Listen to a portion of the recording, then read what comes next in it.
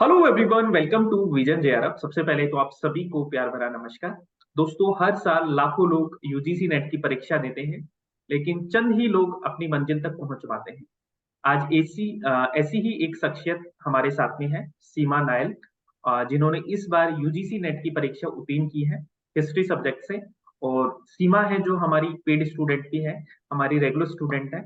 और कल इनका रिजल्ट आया तो सबसे पहले इन्होंने मैसेज किया कि सर हो गया फाइनली। और इनको बिलीव नहीं हो रहा था कि सर ये मेरा ही रिजल्ट है क्या। और फाइनली दोस्तों, जब सक्सेस होती है तब ऐसा ही होता है, ठीक है, कि कई बार हमारी आंखों को भी बिलीव नहीं होता है। तो हमेशा एक लाइन बोली बोली जाती है कि मेहनत इतनी खामोशी से करो कि सफलता शोर मचा दे। तो वही कुछ सीमा के साथ में हुआ था। तो सबसे पहले तो हम सीमा को वेलकम करते हैं अपने चैनल पर। Welcome Seema to our YouTube platform. तो सीमा, सबसे थैंक यू। पहले थैंक यू। सबसे पहले मैं ये जानना चाहूंगा कि आप अपने बारे में बताएं हमारे स्टूडेंट को कि आप कहाँ से हैं, है ना, और आपकी क्या क्या एजुकेशन क्वालिफिकेशन है, ये सब बताएं। Okay sir. मेरा नाम सीमा नयार है और मैं उत्तराखंड से हूँ फिलहाल। अभी मतलब उत्तराखंड स्टेट से हूँ और मैंने अभी ही अपनी लास्ट एग्जाम में अपना हिस्ट्री से नेट निकाला हुआ है। तो या तो सीमा, आप एजुकेशन में आपने क्या क्या किया हुआ है लाइक अभी? सर पहले मैंने अपनी बैचलर कंप्लीट की है बीए, और फिर उसके बाद मैंने हिस्ट्री से एमए यहीं से ही किया है sir. DSB campus Nainital college है मेरा, तो वहीं से मैंने अभी कंप्लीट की है अपनी। Okay, so great. तो सीमा, आपने यूजीसी नेट की जो प्रिपरेशन है वो कब से शुरू की? और सर मैंने अपने एमए के सेकेंड ईयर से इसकी प्रेपरेशन स्टार्ट कर दी थी यूजीसी नेट की, तो अभी तक उसमें मैंने कंटिन्यूअस दिया है। तो ओके। तो इससे पहले आपने कोई अटेम्प्ट दिया था या ये आपका पहला ही अटेम्प्ट? जी सर, नो नो नो, ये पहला अटेम्प्ट नहीं सर, इवन थर्ड अटेम्प्ट है मेरा ये। फर्स्ट अटेम्प्ट मैंने दिसंबर में दिया था, लास्ट अक्टूबर नवंबर में जो हुआ था। एंड देन फैब वाला दिया था, एंड देन फाइनली अब जाके रिजल्ट सही आया है सामने। ओके। तो ये जो जर्नी आपकी रही है, like to failure and then success, ये कैसी रही है आपकी? सर बिल्कुल इजी नहीं रही है ये। फर्स्ट ऑफ ऑल तो बहुत अप्स एंड डाउन वहाँ पे झेलने पड़ते हैं सर, बहुत कंटिन्यूटी चाहिए होती है उसमें। तो वो सब जैसे तैसे करके बहुत मुश्किल था यहाँ तक पहुँचना। तो अब फाइनली पहुँच के अच्छा लग रहा है। बहुत मतलब इजी नहीं होता ना सर ये सब कुछ करना, इसके लिए सोचना। उसके बाद जब मैंने प्रिपरेशन स्टार्ट किया था तो मैंने ऐसे कभी किसी से पूछा नहीं था, बस मेरे को ये पता था कि यूजीसी नेट एग्जाम होता है। एंड देन वहाँ पे तभी कोरोना से पहले आई थिंक ये मैंने सोचा था कि मैं नेट का एग्जाम दूंगी। तो उस टाइम पे जेआरएफ अड्डा भी नहीं था, तो आप अन अकेडमी पे पढ़ाते थे तब। और फिर मैंने ऐसे अन अकेडमी पे तो बिल्कुल ऐसे सब्सक्रिप्शन लिया नहीं था और सोचा भी नहीं था ऐसा कुछ। और वहाँ पे थोड़ा एक्सपेंसिव भी होते, तो घर वाले इतना अफोर्ड करने के लिए थोड़ा घबराते थे, ऑनलाइन वो भी। तो यूट्यूब पे फिर मैंने सर्च किया कि हिस्ट्री के लिए यूजीसी नेट से कैसे पढ़े, और फिर वहां पे सिर्फ आपका वीडियो था। और ये मेरे, मैं सच बोल रही हूँ, ये मेरा फर्स्ट इम्प्रेशन था जब आपकी वीडियो मैंने फर्स्ट टाइम देखी। और वहां पे भी तब और किसी की वीडियोस नहीं थी उतनी ज्यादा, अन अकेडमी से आप ही की वीडियोस थी। और आपने भी कुछ ज्यादा लेक्चर नहीं पढ़ाए थे तब, कुछ लेक्चर थे जो मुझे अच्छे लगे थे पर्सनली जाके, और तब मैंने वहां पे जाके फॉलो करना स्टार्ट किया आपको। और फिर जब मैंने कॉलेज स्टार्ट किया तो उस ड्यूरेशन में थोड़ा, क्योंकि मैंने यहाँ पे गवर्नमेंट एग्जाम की भी पहले तैयारी कर रही थी, तो उसका भी साथ में चलता था, तो उतना सीरियस नहीं लिया। सिर्फ सेकंड अटेम्प्ट में मैंने, और सेकंड एमए के सेकंड ईयर में मैंने सीरियसली पढ़ाई को लिया, और तब जेआरएफ अड्डा भी आ गया था। तो फिर वहां से मैंने आपका कोर्स खरीदा और फाइनली आपको फॉलो करते हुए आज हो गया है। तो ग्रेट। सो सीमा, जो आपके जो पिछले दो फेलियर रहे, उसमें कौन कौन सी गलतियां थी जो आपने की थी और इस बार आपने उनको करेक्ट किया? और सर गलतियां सबसे पहले क्या था, मैंने खुद से बहुत सारा पढ़ना स्टार्ट कर दिया था सर। एक जो राइट डायरेक्शन होता है ना, हम बस पढ़ना स्टार्ट कर देते हैं सब कुछ बिना सोचे समझे। हमको लगता है बस इतनी मोटी मोटी किताबें खरीद लो, सब लोग बोलते थे कि बेस्ट बुक ये है, हमने खरीद भी ली थी। तो बस वो पढ़ते पढ़ते फर्स्ट अटेम्प्ट किया हुआ कि बहुत ज्यादा पढ़ दिया, कुछ एनालिसिस नहीं किया एग्जाम में कैसे आता है, पीवाईक्यू बिल्कुल नहीं देखे थे। तो ऐसे ही फर्स्ट अटेम्प्ट हुआ नहीं, तो ठीक है, वो भी हमको ऐसा लग गया ठीक है सेकंड अटेम्प्ट में कर लेंगे।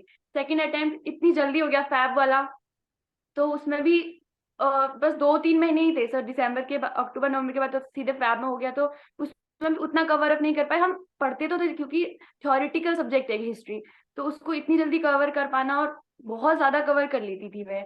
मतलब जितनी सारी चीजें हो जाती थी उसको अच्छे से रिवाइज नहीं कर पाती थी, तो बस मैं पढ़ के चली जाती थी। सेकंड अटेम्प्ट में भी यही हुआ कि मैंने चीजें अच्छे से कैचअप नहीं की, बस पढ़ ली थी, सारी कवर अप करने की हो जाती थी।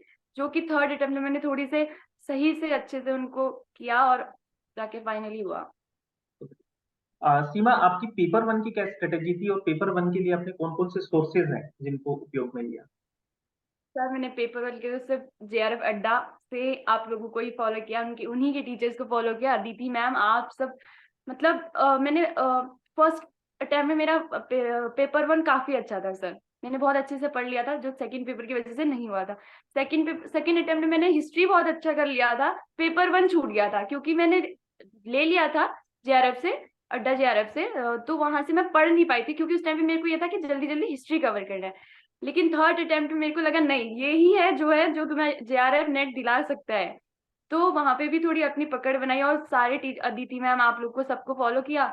तो और पीवाईक्यू लगाए, हर डेली एक क्विज और डेली एक सेट तो मैं लगाती थी पीवाईक्यू का। तो बस पेपर वन वहीं से किया है मैंने। तो आप बोलना चाहेंगे कि प्रीवियस ईयर क्वेश्चन है वो बहुत इंपॉर्टेंट है पेपर वन के लिए? बहुत ज्यादा सर, बहुत इंपॉर्टेंट है। मैं कहीं भी पूरा दिन का शेड्यूल अपना पूरा सेट कर लेती थी। उसमें पेपर वन का जो है क्लासेस 2 घंटे की रहती थी कि मुझे वीडियो से कवर करना है, क्योंकि मैंने फैब से कोई कवर अप नहीं किया था। तो मुझे जून के लिए एनी हाउ कवर अप करने थे। तो मैंने उनको एक एक दो दो वीडियो रोज लेके चली और मैं एक सेट जरूर लगाती थी, भले ही सर उसमें नीचे से सोल्यूशन भी होता था, लेकिन वो सेट में पूरा करके ही जाती थी, एनालिसिस करती कितने आए कितने नहीं आए, तो वो तो मैं रोज करती थी सर। तो great.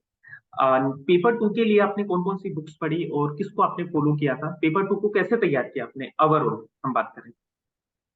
Okay, so paper two तो काफी टफ पड़ा था मेरे लिए।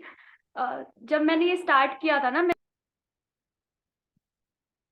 आपकी वॉइस नहीं आ रही है। फाइन। पेपर टू के लिए मैंने बुक्स काफी पहले ले ली थी। तो वो एक थॉट प्रोसेस था कि अच्छा बुक्स ये अलग होती है, थोड़ा खरीदना पड़ता है। तो उस टाइम पे मेरे को पप्पू सिंह प्रजापत बोला था, सुना था, यूट्यूब पे ही देखी थी मैंने, तो वो मैंने खरीद ली थी। एंशियंट तो मैंने खरीद ली थी, मेडाइवल तो मैंने अब जाके खरीदी थी कुछ फैब के बाद, फैब में खरीदी फैब वाले टाइम में। तो मैंने एंशियंट एंड मेडाइवल के लिए तो पप्पू सिंह प्रजापत ही फॉलो किया। और मॉडर्न के लिए सर मैंने स्पेक्ट्रम और एक परीक्षा वाणी आती है सर, वो मेरे को शायद इनफ लगा, तो मैंने वहां से इन तीनों को कवर किया। और डेली सर मैं इन तीनों को बिल्कुल ऐसे अपने शेड्यूल में रोज रख लेती, दो दो तीन सर, 3 आवर से कम एक भी सब्जेक्ट नहीं होता था, एंशियंट मिडाइवल और मॉडर्न। तो इन तीनों को तो मैं काफी अच्छे से पढ़ लेती थी। ठीक है, ग्रेट। और रोज पीवाईक्यू सर बहुत इंपॉर्टेंट है, पीवाईक्यू के बिना मेरे पास वो यूथ कंपटीशन का एक अच्छा आता है पब्लिकेशन, तो उससे मैंने अपना पीवाईक्यू का थोड़ा स्ट्रॉन्ग किया। और सर मैंने वो भी ली थी, क्विजेस लिए I think, sorry, test series ली थी, तो जेआरएफ अड्डा से, तो वो मैंने की थी पेपर टू के लिए। और इतना इनफ था सर आपकी क्लासेस। आई थिंक मैं इतना कहना चाहूंगी बच्चों को कि अगर वो आपकी क्लासेस और थोड़ा सा बुक से उसी चीज को रिपीट ले और उसी चीज को अच्छे से कर ले, वो इनफ होता है सर, मोर देन इनफ होता है वो सब। तो तो आपकी जो जी क्लासेस आपने ली, पेड क्लासेस, उनका कितना इम्पोर्टेंस रहा आपके सिलेक्शन में? सर बहुत रहा, क्योंकि मैं पहले थ्योरी थ्योरी अपने खुद से पढ़ लेती थी, नोट्स भी बना लेती थी, बस उनको कैसे पढ़ना है, क्या चीज उसमें से उठानी है, वो मेरे को पेड क्लासेस से ही समझ में आया कि अच्छा ये चीज इंपॉर्टेंट है, इसको आपने पहले प्रायोरिटी में रखना है एंड देन आगे को बढ़ना है। तो वो चीज मैंने की। तो वहां से मेरे को समझ आया अच्छा प्रायोरिटाइज करना बहुत जरूरी होता है, एनालिसिस करना बहुत जरूरी होता है चीजों को, सो दैट कि वो हेल्प कर दिया उन तुमको एग्जामिनेशन में। Great, nice. इसके अलावा मैं ये जानना चाहूंगा कि आपका टाइम टेबल क्या रहता था सीमा, कितने घंटे आप पढ़ते थे और पूरे दिन का क्या शेड्यूल रहता था? टाइम टेबल तो सर मैंने इसमें काफी अपना आई मीन 2 साल मैंने इसमें पूरे अपने दिए हैं। तो उस ड्यूरेशन में क्या होता था सर, मैंने मतलब सुबह मैं लाइब्रेरी चली जाती थी, 8 ओ क्लॉक चली जाती थी, एंड देन शाम तक मैं बिल्कुल 7 8 ओ क्लॉक मैं वहीं रहती थी, तब तक पढ़ो। और मतलब क्योंकि बस 4 सब्जेक्ट कवर अप करने होते थे, पेपर वन भी नहीं छोड़ना होता था। और एंशियंट मिडाइवल को तो मैं ऐसे नहीं हो सकता ना कि सर 2 महीने एक चीज कर लो, 2 महीने एक चीज कर लो, तो ये भी कंटिन्यूसली लेने ही पड़ते। तो ये 4 सब्जेक्ट को 3 3 घंटे कवर अप करना बहुत, और उसमें मैथ्स वगैरह भी होता था, जो भी आईसीटी वगैरह करनी होती थी, इस चीज के लिए बहुत टाइम खाता। तो मैं सुबह से शाम तक अपना जो शेड्यूल रहता था पूरा मेरा 8 to 7 ओ क्लॉक सुबह 8 AM टू 7 PM मेरा वो लाइब्रेरी में ही रहता है, और ये कंटिन्यू रहा है आज तक। इवन दो अभी एग्जाम देने के बाद भी मैंने लाइब्रेरी ज्वाइन किया था, कि शायद एग्जाम रिजल्ट का इतना कंफर्म नहीं था। तो वो तो सर पूरा दिन भर का शेड्यूल ये था कि डिवाइड कर लिया है मैंने सब्जेक्ट्स को, और हर दिन निकलने के बाद, जैसे निकलने से पहले लाइब्रेरी से, तो मैं अगले दिन का शेड्यूल बना लेती थी कि मुझे ये चीज इस दिन में ये टॉपिक ऐसे कवर अप करना है। सो टॉपिक वाइज मैंने उनको डिवाइड किया और रोज उनको बस फॉलो करती थी सर, उनको सेट एक लगा लेती थी, तो उससे। तो ग्रेट।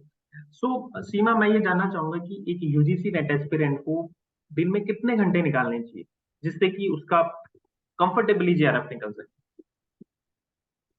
और सर ऐसा time duration more than 6 hour तो उसको देनी ही चाहिए, ऐसा आई फील कि उसको मोर देन 6 आवर तो देनी ही देनी चाहिए। क्योंकि अगर वो हिस्ट्री से यूजीसी नेट जेआरएफ करना चाहता है इस टाइम पे, क्योंकि पैटर्न भी बहुत चेंज हो गया है और थ्योरी इतना ज्यादा कवर अप करना बहुत इजी नहीं है। पहले के जैसे जैसे फैक्ट आ जाते थे, तो इस बार बिल्कुल फैक्ट नहीं आए थे। तो उसके लिए तुम्हें चीजों को कवर अप करने के लिए सर बहुत अच्छे से अपना पूरा 100 and 200% देना पड़ता है। तो उस चीज के लिए मोर देन 6 आवर तो यू नीड, मतलब आपको नीड है इतने की। बाकी आप 7 to 8 दे सकते हैं तो अपना अच्छा है, उसमें रोज देंगे वो अगर ये 7 to 8 वाला भी वो रोज दे देंगे तो आई थिंक हो सकता है उनका। बाकी सर अदरवाइज हल्के में लेने से, क्योंकि 3 2 आवर 3 4 आवर या फिर 5 आवर इतना तो मेरे को ऐसा लगता है इनफ नहीं है, क्योंकि उसमें कॉन्सेप्ट भी बनाने होते हैं ना सर, जी जी। तो इसलिए। आप ये बोलना चाह रहे हैं कि 6 to 8 आवर तो मस्ट है, अगर आप या बिगिनर्स हैं तो तो आपको मैंडेटरी है। देना ही पड़ेगा। यस सर बिल्कुल। शुक्रिया। सीमा, मैं ये जानना चाहता हूँ कि लाइक दो फेलियर देन फिर सक्सेस, तो आपका सोर्स ऑफ मोटिवेशन क्या रहा इस फेलियर और सक्सेस के बीच का? सर सोर्स ऑफ मोटिवेशन तो सबसे पहली बात तो फैमिली है सर। क्योंकि मैं अपनी फैमिली से शायद शायद नहीं, इवन मैं पहली ऐसी लड़की हूँ जो ऐसे अब हायर एजुकेशन में ऐसे जाने वाली है। तो वो करना, उस चीज के लिए सोचना ही मेरे लिए एक बहुत बड़ी बात है, और इवन सपोर्टिव फैमिली होना एक बहुत बड़ी अच्छी बात है। तो फैमिली सपोर्ट तो बिल्कुल रहा ही था मेरे को, उस चीज के लिए इनकरेज करना। भाई बहन सब मेरे अर्निंग सोर्सेज है उनके, सब उनके पास। तो मैं ही ऐसी थी कि जिसके पास अर्निंग सोर्स नहीं है, कर सकती थी, लेकिन मुझे ये था कि मेरे को जल्दी से नेट क्रैक करना है, अपना जेआरएफ से अपना बैकग्राउंड सिक्योर करके एंड देन हायर स्टडीज अलग से देखनी है अपने लिए। तो मैं ऐसे कोई इनकम सोर्स ऐसे करना नहीं चाह रही थी अपना। तो इस ये चीज मेरे लिए मोटिवेटेड रही कि वो लोग मेरे को हमेशा सपोर्ट करते थे। और वो शायद वो कभी, सर कभी कभी होता है ना, बहुत अप्स एंड डाउन आपकी लाइफ में चल रहे होते हैं और आप फैमिली को भी नहीं बता पाते हो। तो वो जो फैमिली को नहीं बता पाते, फिर आपका अपने टीचर्स के साथ जो होता है, अपने आपके फ्रेंड्स होते हैं, तो उन चीजों से कुछ कभी कभी फ्रेंड्स से नहीं हो पाता तो टीचर वो जो मेजर रोल होता है ना सर, वो सारी चीजें मेरे लिए बहुत इंपॉर्टेंट रही। और द थिंग इज कि मोस्ट इम्पोर्टेंट ये रहा कि जैसे हम फैमिली को नहीं बता पाती, या फैमिली हमसे नहीं कह पाती है, जैसे ट्रू फेलियर हो गए थे मेरे, तो फैमिली मुझसे ये तो नहीं डायरेक्ट कह पाती कि आप जल्दी कुछ करो ऐसा, लेकिन वो सोचते हमेशा ये थे कि जल्दी कुछ हो जाए, यानी कि मतलब आप भी कुछ करो, ऐसे कब तक पढ़ोगे। तो ये चीज, ये सोच पाना कि उस चीज के लिए हमें करना ही करना है, ये चीज अब बस कर देनी है। तो उस वो जो चीज होती है ना सर, वो कोर में बिठानी पड़ती है अपने दिमाग में। तो जब वो बैठ जाती है तो फिर वो मोटिवेशन हमेशा हर डे आपको मिलता है कि अच्छा हाँ, जब वो मिल जाएगा तो आपके मन को शांति मिल जाएगी। तो ये चीजें मेरे लिए बहुत मोटिवेटेड रही कि फैमिली बैकग्राउंड ऐसे थोड़ा, तो और टीचर्स का मोटिवेशन सब। जब भी मैं, आपको भी याद है, मैं आपको हमेशा कॉल कर देती थी जब भी बहुत लो डाउन बिल्कुल फील कर रही होती थी, एग्जाम के बाद, एग्जाम से पहले इतना नर्वस होती थी सर में। तो वो भी मेरे लिए मोटिवेटेड रहा कि आप हमें बिल्कुल मीटिंग पे ऐसे मोटिवेशन देते थे, तो कभी भी गिरने नहीं दिया। वो चीज बहुत सपोर्टिव रही है उस चीज के लिए। Thank you so much. So देखो, मैं यही बोलना चाहूंगा बाकी स्टूडेंट को भी, जैसे सीमा ने एक बात बोली कि मोटिवेशन अंदर से आना चाहिए। तो आप किसी भी एग्जाम की प्रिपरेशन करो तो उस जो आपका गोल है उसको जीना पड़ता है, ठीक है, हर दिन उसको जीना पड़ता है। तो मोटिवेशन आप हमेशा आपका बना रहेगा। So thank exactly you so much sir. Seema, है ना, आपने बहुत सारी बातें बताई स्टूडेंट को, तो कुछ मैसेज आप स्टूडेंट को देना चाहेंगे लास्ट में? सर मैं यही कहना चाहूंगी कि आप एट द एंड तो आपको वो चीज करनी है अगर, तो उसके लिए आप बस कंटिन्यू लगे ही रहिए। मतलब ये नहीं है कि चलो मुझे यूजीसी नेट करना है, इस अटेम्प्ट में नहीं हुआ, आज पढ़ लेते हैं कल नहीं पढ़ते हैं। तो उस शेड्यूल जो आपका है उसमें बस आप कंटिन्यू बने रहिए, और जिद है तो आप बस उसको निकाल, उसके लिए करना है कुछ तो बस उसको कर लीजिए। 1-2 अटेम्प्ट में शायद नहीं हो पाए, या किसी का फर्स्ट अटेम्प्ट में हो जाता है, तो उस चीज को कभी ये मत समझना कि नहीं हो पाएगा। जैसा मेरे साथ हो रहा था, मैं तो सोच रही थी इवन कि नहीं, शायद मुझसे नहीं हो पाएगा या कभी निकलेगा या नहीं, लेकिन उस चीज को, उस पे आपको मेहनत, आप तो मेहनत ही कर सकते हैं ना, तो सर बस मेहनत करते रहिए और बिलीव रखिए कि हो जाएगा। और टीचर्स पे सबसे ज्यादा तो सर मैं ये कहूंगी, ये मेरा ट्रस्ट बना है, क्योंकि मेरे को ऐसा लगता था कि शायद हिस्ट्री तो कोई, शायद कौन टीचर इतना अच्छा समझा पाएगा, क्योंकि थ्योरी है, थ्योरी आप खुद से भी पढ़ सकते हो, लेकिन ऐसा बिल्कुल नहीं है। आप अगर पेड कोर्स या जहां से भी आप पढ़ते हैं, अपने टीचर पे भरोसा रखिए, बस वही है एट द एंड जो तुम्हें वहां तक पहुंचा सकते हैं अच्छे से। तो फिर बाकी सर आपका भी थैंक यू सो मच, आपका तो बहुत मेजर रोल है मेरी लाइफ में। इवन मेरे इस एग्जाम को क्रैक करने में आपका सबसे बड़ा मेजर रोल है, क्योंकि आप सब कुछ जानते हैं सर, मैं कैसे क्या करती थी, मैं इतना टेंस्ड हो जाती थी ना, तो सर आपको ही कॉल कर लेती थी, आपको बिल्कुल भेज देती थी। तो उस चीज में आपको बहुत बहुत ज्यादा thank you so much. My pleasure. देखो, ये बाकी आपकी मेहनत है, हम तो मतलब एक मेंटोर हैं तो आपको गाइड कर सकते हैं, बाकी सारी आपकी मेहनत है, तो क्रेडिट गोज टू यू, है ना। और आप भविष्य में ऐसी सफलताएं प्राप्त करते रहिए, ठीक है, और हमें प्राउड फील करवाते रहिए। और बाकी लाइफ जरूर में कभी भी कोई आपको हेल्प चाहिए तो we are always there for you. GRF अड्डा हमेशा आपके साथ में है, विजन जीआरएफ हमेशा आपके साथ में है। और सर, बिल्कुल। बाकी सारे स्टूडेंट को मैं बोलना चाहूंगा कि जो सीमा की जो जर्नी थी वो काफी अप्स एंड डाउन वाली थी, क्योंकि मैंने दो इनके फेलियर अटेम्प्ट से उनको देखा था। फाइनली इनका सिलेक्शन हुआ, तो आप सब लोग जिनका भी इस बार सिलेक्शन नहीं हुआ है, तो हिम्मत मत हारना, क्योंकि हमें नहीं पता है कि कितना हम दूरी पे हैं। कई बार क्या होता है कि हो सकता है कि एक नंबर से हम रहे तो नेक्स्ट अटेम्प्ट में आपका जीआरएफ भी हो जाता है डायरेक्ट। तो वो वाली अप्रोच हमेशा आप लेके चलें। ठीक है जी, तो बाकी मिलेंगे फिर नेक्स्ट सक्सेस स्टोरी में। आज के लिए इतना ही है, and keep smiling, keep thank you sir, thank you so much.